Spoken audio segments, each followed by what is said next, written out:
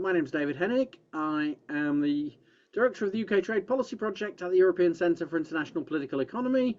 Um, I look at a lot of trade issues, but I've become increasingly a specialist in UK-EU matters, which I've been covering now since 2018, 6 years, which I will reflect on during this talk.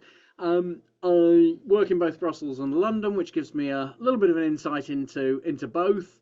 Um, and what I'm doing tonight is to look at where now for UK-EU relations, with a sort of subtext, why this isn't a reset moment yet.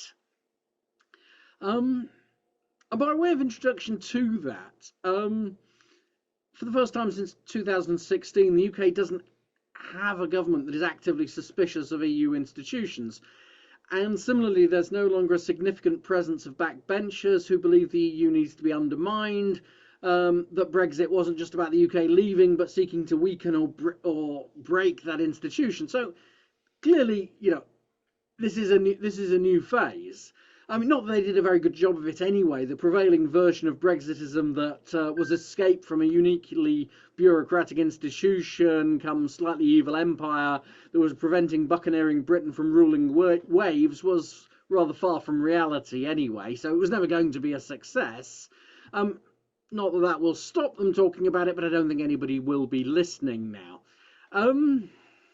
So really, we're back to the real world of the importance of trade with neighbours, of shared policy challenges like migration, security, net zero, the world's second largest trade flow that is the UK-EU trade, shared responsibility for Northern Ireland. Although, in reality, of course, the previous governments always did have to let down the pure Brexit fantasies by signing the withdrawal agreement, Northern Ireland Protocol, Trade and Cooperation Agreement, Windsor Framework, because they were actually necessary. And yet, I feel it's not yet a reset moment for the UK and the EU, because there isn't yet quite enough of a realistic view on both sides about the parameters of the new relationship, what's possible now and for the future. I think there's still too much of an expectation within the UK that there'll be some kind of dramatic change from what the EU can offer, or that trade barriers can be significantly lifted, and even on the side of those who would like to rejoin, that will be easier than I think it actually will be. So I think what we've got now is a moment of opportunity to create better, and it's part of an ongoing process rather than a single event. So I don't see a renegotiation moment. It's not about a review of the TCA unless politicians want to use that otherwise. And there's already many engagements whether they relate to fish or energy, migration, security. So not a reset moment, but an opportunity for one. And before I discuss that a bit, the actual immediate opportunities, I just thought it would be useful to rake over a little bit of history, as to how we got here, and then to start looking at the immediate opportunities, the longer term choices, what's likely to happen during this term of government. Also, what the EU's approach will be, as someone who's had the privilege to have those conversations in Brussels. In truth, there will be plenty of common ground, and I expect there to progress to be made in the next 3 to 5 years. But whether it's transformational or not, I think remains to be seen. So, a quick potted history of Brexit, because I think it is important to the story that, notwithstanding the number of folk who would like to simply go back there, 2016 is now quite a lifetime ago in terms of global politics. The UK voted for Brexit of whatever sort a few months before the election of President Trump for the first time, and which marked the end, really, of US attitudes towards trade and security that had largely persisted since the end of the Second World War. The EU then changed quite significantly after 2019, in the name of open strategic autonomy, which in reality meant a certain closing to the world, a certain attempt to regulate global trade. And yet, whilst politicians were pushing back very strongly on globalization, actual global exchange continued quite healthy and strong through the COVID crisis that it helped defeat, and indeed through the Russian invasion, which saw dramatic changes in energy that was obtained by the EU, but it's still, those changes happened. So you've seen sort of a real pushback against globalization, but globalization has survived. And against this backdrop, what you then saw is UK governments kind of floundering with an issue too sprawling for the kind of narrow ways they were trying to handle it. Given the EU and associated countries like Turkey and Norway is over 50% of UK trade, central to UK regulatory policy, important to migration and energy, crucial for stability in Northern Ireland, you did need a big picture understanding of what it was all about, and that just wasn't there. What we had instead, we started with the form of denial that was kind of Brexit means Brexit, whatever Brexit means, setting of red lines that weren't fully thought through, and that was when the kind of Europhobes were setting the agenda for the hardest possible Brexit. Then we got the phase of extreme secrecy, in which a small team tried to negotiate a special deal that was making it acceptable to MPs, and didn't really make much progress. There was lots of talk of no deal, which was never realistic, given that businesses like Nissan would have simply left the country. And eventually, really, the European Commission tired of all of this and just tried to sort of force a deal on the UK of what they thought could work, which wasn't going to meet UK politics while Theresa May was Prime Minister. We then had the next phase of Boris Johnson, who kind of mixed aggression with capitulation, delivered deals that could be could be supported by Parliament by lying about them, then which he denounced, and all of which led to no great desire on either side to ever talk again. And it's quite a traumatic period, and one that the EU well remembers, and from their point of view isn't fully over yet. So that is important to note. Mainly because the TCA, the Trade and Cooperation Agreement, has never fully been implemented by the UK in terms of checks. They are just about coming into place this year. There were various threats being made during negotiations, which left a certain amount of scarring, and which we're not entirely sure what they all were. Yeah, there were various things going on. There were external advisors with little knowledge of the EU telling UK diplomats in Brussels what to do and dictating lines that bore no great resemblance to anything that would be helpful for Brussels to hear. There was all manner of things going on. And then Rishi Sunak comes in and tries to almost forget that the whole trauma ever happened, sweep it all under the carpet, make some progress in stabilising the Northern Ireland Protocol with the Windsor Framework, though only because that would allow him to get the success of joining the Trans-Pacific Partnership. He then lost interest once that was done. Technical relations improved, but the politics remained rather frozen. So, that does affect the way that the UK is seen. We're seen as having been ignorant in a way, greedy for maximum trade ties with minimum respect for why that can't happen, and not attentive really to either our own politics or EU politics or EU institutions. So whilst there's some counterweights to this view, there's a lot of suspicion now that Labour inherits that's not going to be allayed by the simple act of saying, we're a different government, now let's talk. Things have run a little bit deeper than that. Things need to be recovered in a way, and that doesn't just happen through, great Nick Thomas-Symonds has been heading off to Brussels, speaking to Šefčovič and various member state leaders. That's a great start, but it doesn't get over all of the bad things that have happened. So moving then on to opportunities really for this Parliament. Well, we know about the headline ones: an SPS agreement, veterinary agreement, mutual recognition of professional qualifications, better mobility arrangements to support touring artists. They've been Labour priorities for a couple of years, by now pretty familiar, but not easy to deliver.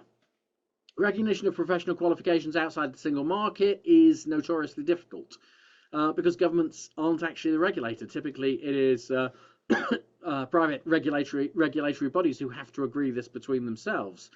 It's thought that a couple of professions might be possible, but as a rule, it will be difficult to make it as a general case. Touring artists might be easier because there's already been more progress with member states and there is some mutual interest. The veterinary or SPS agreement is the most significant. The principle is clear enough that UK food and drink exporters have really struggled with new checks, and many of the smallest ones have stopped exporting altogether. it's just not clear how recoverable that might be to actually remove all of those checks. Doing so would require complete alignment with the EU and is a sort of cherry picking that they've not wanted to allow in the past. It also wouldn't be a quick process. There's a lot of talk about the Swiss approach to this. Well, reaching agreement and removal of checks between Switzerland and the EU for food took 16 years in total. That might be quicker than that, but just to give an illustration of these things don't happen overnight, because it's not just about a treaty. This is about trust with regulators, trust that the UK will actually check the food that we import and domestic production sufficient to protect the EU single market. Now, there is an option where checks are merely reduced rather than eliminated that requires less alignment, but potentially still means it's quite hard work for UK exporters. And some of the EU have also ruled this out, saying that in the case of New Zealand, there were many years of discussion and it wouldn't work for a much nearer market. But then if you rule out the cherry picking of the single market and you rule out the New Zealand approach, then there isn't an SPS agreement the EU currently think would work. What we do know for sure is that both models would involve extensive trust building and gearing UK systems around keeping EU inspectors happy. That's not, if you pardon the phrase, low-hanging fruit. There's I think a deal to be done, which involves a reduction in checks in the first instance, but it's going to be part of a longer process. What will help those negotiations is a recognition among some in Brussels that the Windsor framework with regard to Northern Ireland is fragile with regard to consent. So removing SPS checks between UK and EU will also mean doing so for goods going from Great Britain to Northern Ireland, and that does provide some impetus for the EU to talk. There are a couple of other areas often talked about on the trade side: the Pan-Euromed Convention on Rules of Origin, mutual recognition of conformity agreements. Those are relatively significant, can reduce barriers to UK participation in European supply chains, and indeed help the import of goods from EU supply hubs. And they are potentially negotiable, but they're not on the Labour list at the moment. So, and mutual recognition, which would help with the industrial policy, and is based on one of the rare successes of staying within the European standardisation framework, is less attractive to the EU because they already in effect have it, because the UK recognises EU CE marked products. So there are some opportunities there for Labour to be thinking about. What's less of use, I already mentioned, is the TCA review scheduled for 2026. That's a standard clause in EU agreements to look at implementation and is not intended as any kind of renegotiation. Political leaders could, if they wanted, say that there'd be a renegotiation at any time, but that's not what the TCA review is. So that's something of a red herring. Now, what we're also seeing at the moment, separate to trade, is the question of a security pact, where David Lammy, as Foreign Secretary, is really pushing this hard, and it plays into the desire of many European countries for something more formal, particularly given the renewed threat of Russian aggression. Now, I think that's of interest to both sides. It's going to happen. The question really is the extent to which it's formal and the extent it's able to grow. There's already suggestions of linking various defence industry initiatives, and some of those around the Foreign Secretary talk of economic security cooperation, some of which is already in place around sanctions, and maybe a trade and technology council modelled on the US-EU model, which obviously encroaches a little bit onto the trade space. There have been various other forms of cooperation suggested on regulation, so again, that looks like promising territory on which something will happen. Quite what that will be, what level of formality, what impact remains to be seen. What is interesting to see is that we're already seeing UK ministers making a priority of speaking to their European counterparts, and something will follow from that, almost certainly deeper cooperation. So that's very much a change of tone from the UK government. And what I think where we will see more is the Security Pact and deeper ministerial ties are going to lead to at least one summit, I think, between Starmer and Commission President von der Leyen, assuming she's elected by the European Parliament. And that's certainly an opportunity, because where senior officials meet, that's where they can empower their respective systems to deliver significant change. An annual summit with deliverables would be a significant prize for the UK, and scoping exercises between key officials will help strengthen the relationship quite significantly. There's many more aspects of the relationship that could be talked about. Cooperation on energy linkage, which requires emissions trading schemes and carbon border adjustment mechanism to be linked. But energy is currently linked to fish, with both sets of arrangements expiring at 2026, so that needs to be fixed in some way. There's renewed talk of the UK rejoining the Erasmus student exchange programme. There's data, financial services, youth mobility. There's so many topics that we could mention. Migration arrangements. What underlines all of this, though, is that the expectation from the EU is the UK must implement properly what's already been agreed. And of course, the UK government's red lines of no customs union, no single market, no full mobility. And that creates quite a lot of limits as well to what can be agreed. So from the EU point of view, it's often said in the UK, fine, that's all fine, but the EU isn't interested. It has other higher priorities. Now, it does have those, but it is interested. The EU is big enough to handle different things at the same time. I actually find when I talk to people in Brussels, there's considerable interest in UK plans. They want to have greater engagement. They want to hear from the UK. But that shouldn't be mistaken, as it sometimes is, for any generosity that they're going to show in negotiations. They have interest. They asked for a mandate from member states on youth mobility and weren't amused by UK politicians immediately saying that their plans were unacceptable. Yeah, it happened in the run-up to the election campaign, and perhaps the EU was careless, but they don't see it that way. They see it as a sign that the UK hasn't in fact learnt. And that builds into the bigger problem of trust. They don't actually think the UK has ever implemented the TCA in good faith, or understood that frictionless trade without single market checks is not possible. There's a view that cherry picking wasn't just about the Conservative government, that it's about the whole of the UK, even if the worst negotiating practices may have passed. So we have that trauma from the past. So the EU will pursue their own interests. The Commission will take the lead, as they always do in third country engagement. Security is clearly an issue of common interest. They will pursue other topics and see how the UK government approaches it. They will expect to see no more divide and rule, no more attempting to do the deals with Paris and Berlin. And if the UK doesn't do that, that will be an improvement. What also helps is that the EU doesn't actually have a pact agenda with regard to third country relations. There are discussions ongoing with Switzerland, but problems in quite a lot of the other country files, such as with Australia and Mercosur. So a good, clever UK government could actually say, we are the trade partner that the EU needs right now, the one with similar interests, rather than, for example, the ones arguing against what the EU is doing on, for example, deforestation. Some commentators have gone a bit further and suggested that EU reform around the enlargement process, and Ukraine's application in particular, could provide another source of impetus, in that they would need to finally be a Europe of variable institutional arrangements. Now, I've got to say, I find that incredibly optimistic. I struggle to see an EU that is coping with increasing nationalistic feeling, changing dramatically, taking on more powers in order to allow Ukraine to join. I suspect that the EU we're dealing with now will also be the one in 5 years' time. So, coming on to the UK's internal arrangements, and this I think is where we do need to see a reset. The relationship will follow, but the UK needs to reset our own mindset.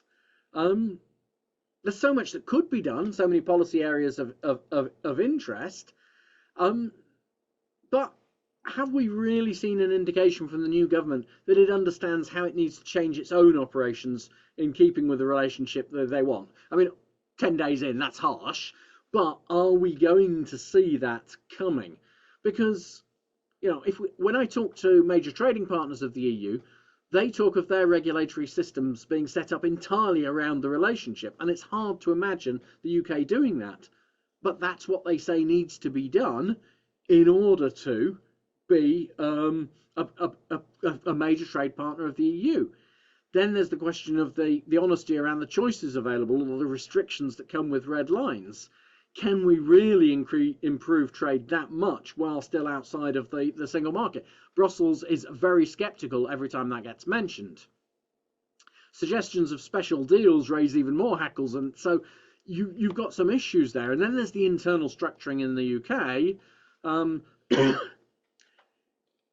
I sense that the new government still thinks there's going to be a single negotiation rather than a complex modern relationship to be coordinated. They don't quite see the need to bring in stakeholders and use their expertise and experience. You talk to the EU and what they say is things get done when stakeholders from both the UK and the EU get together and ask for something to happen. That happened, for example, towards the end of last year with the extension of generous rules of origin around electric vehicle trade between the UK and the EU. Both sides came together to ask for that. Now, the UK government needs to be working with stakeholders to make this happen. There's plenty of time to do that, but so far we haven't seen the hint of it being the case. We're also waiting to see whether one of the worst of the 2016 decisions with regard to internal government is reversed, and that was that in creating the Department for Exiting the EU, what was removed was a strong Cabinet Office role at the centre of government as the head of European and Global Issues Secretariat, as it was known. It was a really strong coordinating function for EU business, with figures such as Ivan Rogers and John Cunliffe holding the position and running weekly meetings coordinating the extensive government activity. We're back to that point. There's a lot of people who think that position is going to be restored, but we wait to see. Realistically, I think what we're likely to see is the Labour government learning over the coming months how to better operate the EU relationship and gradually moving in that direction. And I think that, I'm relatively optimistic that we will get to that reset moment, and that's finally going to make Brexit at least stable, if not working, or whatever the current phrase is. So that's all fine, but what about the longer term? It's reasonable to think that UK-EU relations thicken over the coming years, that we won't go back to the crisis years, there'll be some new arrangements, some others will turn out problematic. And in a way, what you're headed towards, which a couple of folk had already suggested from 2016, was some version of the Swiss model that the EU always ruled out. A web of agreements, formal and less so, between countries, that's fairly normal in international relations these days, and almost an inevitability in such an important relationship as that between the UK and the EU. In that, the TCA might turn out to be the right high-level structure, or perhaps there'll be a new form, but in a way, that's less important than the fact that there's a range of relationships that mean that if you struggle in one subject, that doesn't affect so much what's happening elsewhere in the relationship. But the question then arises, is that the long-term relationship? And I think that question arises by the end of this Parliament. There are those already pushing for customs union and single market membership, and there's still the dwindling band, I would call them, of sovereigntists who continue to insist we should walk away unless we get everything we want. Now, that wasn't going to happen, that still won't happen, particularly because of US protection for the Northern Ireland peace process. There's too many arguments against, but I'm going to be a bit controversial here and say I still don't think that either single market or customs union is an easier sell as their proponents would say. I think they suffer from the problems of having too many obligations and not enough say.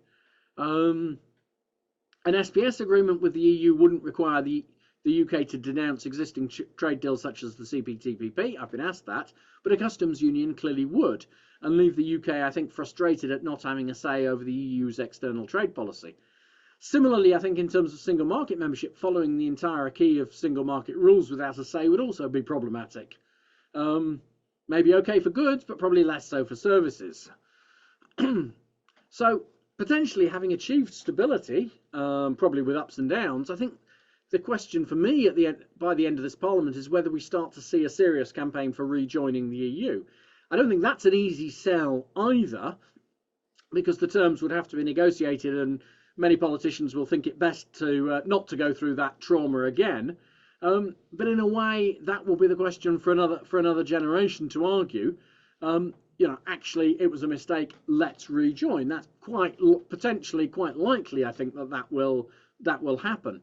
But equally, we'll be judging that against a functioning relationship outside the EU, as I think we'll have in 3 or 4 years' time, rather than the kind of chaos that we've seen in the last few years.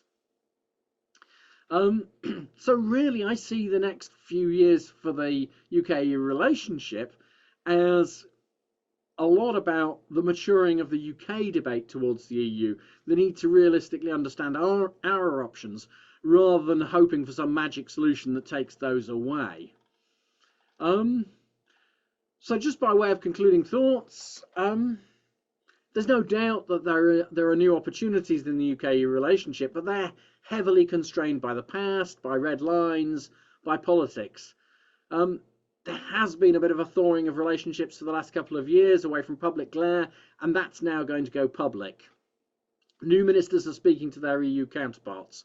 Those contacts are going to take on a life of their own. There'll be new arrangements. There will be easements of trade. There will be dialogue, but there will also be frustrations. There'll be barriers not removed quickly enough. Deals won't succeed. The two sides will talk past each other. That's what happens in international relations. I think from a UK point of view, the return of much better central coordination will really help. We've been through an odd period where the management of EU relations has been haphazard, vague, and at times rather bizarre. Theories of international relations have held sway. That time has passed now, but how long does it take for the UK to get into a better place? I'm not yet sure. So,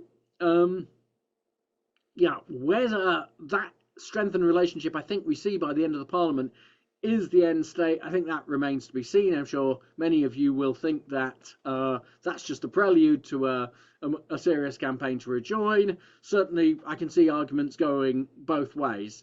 But I think before we get to that, some normalisation will be welcome, and I think that will be the focus for the coming years.